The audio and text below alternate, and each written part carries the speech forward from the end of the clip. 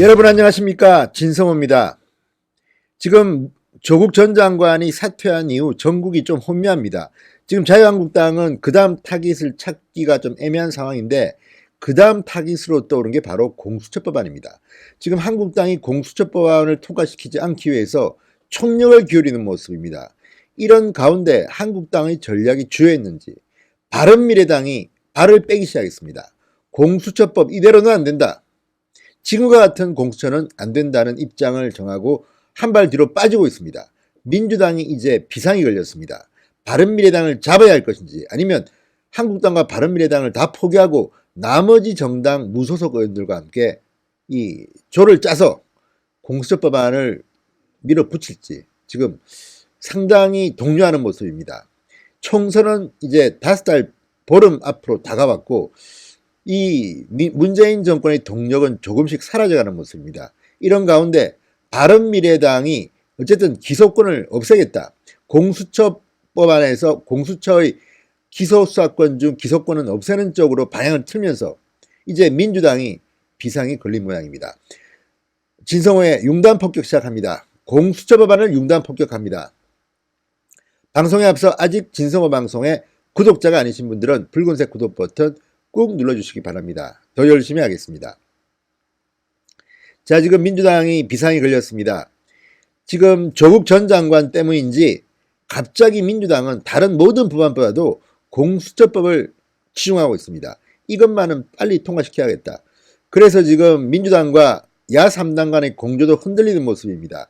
이 기회에 정의당은 국회의원, 의원 정수를 확대하고 지금 꾀를 부리고 있습니다. 민주당도 내부가 조금 동요하는 모양입니다. 국회의원 수를 늘려야 하는 것 아닌가, 이런 생각을 가진 의원들도 점차 늘어나는 그런 분위기입니다. 그렇지만 지금과 같이 이렇게 혼탁한 분위기라면 제 개인적인 생각은 그렇습니다.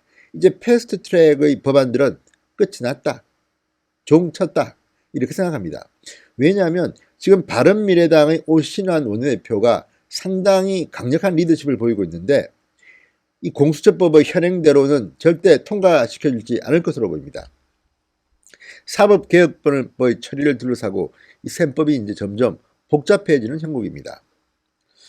바른미래당이 기소권 없는 공수처안을 들고 나온 것은 한국당과의 물밑 교섭이 있었기 때문으로 보입니다. 자, 그러자 기소권과 수사권을 모두 갖는 공수처 설치 입장을 주장해왔던 민주당은 지금 굉장히 당혹스러워하는 모습입니다. 자, 공수처 설치 반대 입장을 견제한 한국당 쪽으로 바른미래당의 이 발걸음이 조금 더 가까워지는 느낌입니다. 그러다 보니까 이탈한 바른미래당을 두고 민주당은 비판하기 시작합니다. 공소처에 기소권을 주지 않는 것은 검찰의 기소권 지키기다, 이렇게 비판합니다. 이인영 원내대표, 민주당 원내대표는 기소독점권은 검찰, 사법특권을 지키는 만능 보검이다, 만능 방패와 같은 것이다. 검찰 개혁을 위해서 기소독점권을 철폐하고 공수처가 설치되는 것은 꼭 필요한 일이다, 이렇게 주장합니다. 그러자 나경원 원내대표, 공수처는 검찰 수사를 뺏어서 뭉개고 법무부는 이 검찰 수사를 국민이 알지 못하게 하고 그렇게 이 정권의 치부를 가리겠다는 것 아닙니까? 이렇게 말합니다. 이 모든 것이 조국 전 장관 때문에 비롯된 것으로 보고 있습니다. 사실 그럴 만도 합니다. 지금 법무부가 하는 것들을 보면 조국 전 장관의 수사가 진행되니까 이걸 막기 위해서, 또는 이 사실을 공표하지 못하게 하기 위해서 지금 가전 술수를 부리는 것으로 보입니다. 여기에 공수처법안이 생기고 공수처가 만약에 진짜 탄생하게 되면 이 조국 전 장관이나 이런 수사를 다 가져올 수 있습니다. 이제 윤석열 검찰은 수사할 수 없는 것입니다. 이 수사는 다른 곳, 곧 공수처에서 하게 되는 겁니다. 금태에서 민주당 의원이 이미 말했듯이만 OECD 어느 나라에도 이런 공룡 같은 기관은 없습니다. 이런 비민주적인 기관은 없습니다. 굳이 이것을 추진하는 민주당과 청와대의 속내는 무엇이겠습니까?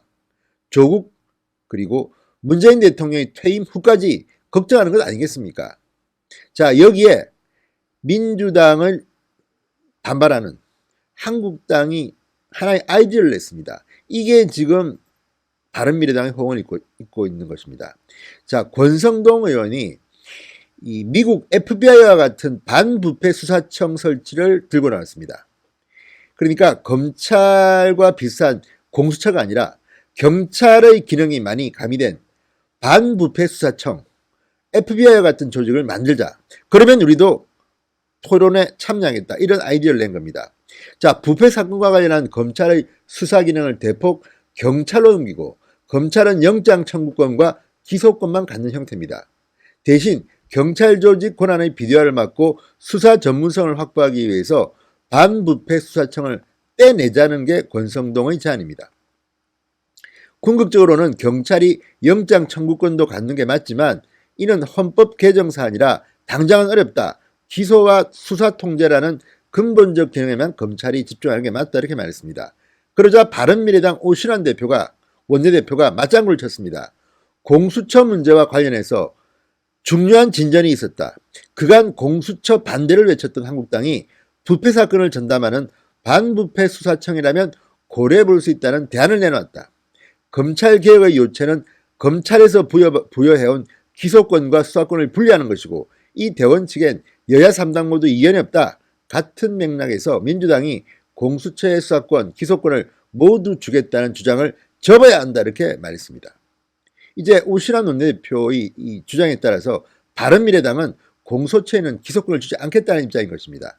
그러자 지금 더불어민주당의 이인영 원내대표가 발끈하고 있는 겁니다.